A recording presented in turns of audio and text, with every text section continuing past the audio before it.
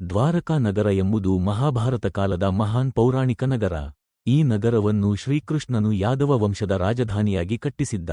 ದ್ವಾರಕಾ ಸಮುದ್ರದ ತೀರದಲ್ಲಿದ್ದ ಸೌಂದರ್ಯಮಯ ಹಾಗೂ ದುರ್ಜೀಯ ನಗರವಾಗಿತ್ತು. ಶ್ರೀಕೃಷ್ಣನು ಮಥುರೆಯಿಂದ ಯಾದವರನ್ನು ರಕ್ಷಿಸಲು ದ್ವಾರಕೆಗೆ ತಂದನು. ಅಲ್ಲಿಯೂ ಅವನು ತನ್ನ ರಾಜಕೀಯ, ಧಾರ್ಮಿಕ ಹಾಗೂ ಧರ್ಮಯುದ್ಧದ ಕಾರ್ಯಗಳನ್ನು ನಡೆಸುತ್ತಿದ್ದ. ದ್ವಾರಕಾ ನಗರದ ಮನೆಗಳು ಬಂಗಾರದಂತಹ ಗೋಪುಗಳಿಂದ ಸಜ್ಜಿತವಾಗಿದ್ದು, ಮಣಿಮುತ್ತುಗಳಿಂದ ಅಲಂಕರಿತವಾದ ರಾಜಮಹಲ್ಗಳು ಜನರ ಮನಸ್ಸನ್ನು ಮಂಕು ಮಾಡುತ್ತಿದ್ದರು.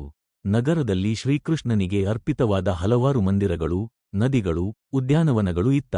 ಇನ್ನೊಂದು ದಿನ ಶ್ರೀಕೃಷ್ಣನ ವಾಸ ಪೂರ್ಣವಾದ ಬಳಿಕ ಸಮುದ್ರವು ಶಾಂತ ದ್ವಾರಕಾ ನಗರವನ್ನು ನುಂಗಿತು.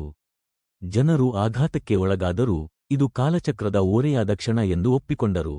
ದ್ವಾರಕ ಈಗ ಸಮುದ್ರದ ಕೆಳಗಡೆ ಅಡಗಿದ ಪೌರಾಣಿಕ ನಗರವಾಗಿದ್ದು, ಇತ್ತೀಚಿನ ಸಮುದ್ರ ಖನನಗಳಲ್ಲಿ ದ್ವಾರಕೆಯ ಅವಶೇಷಗಳು ಪತ್ತೆಯಾಗಿವೆ.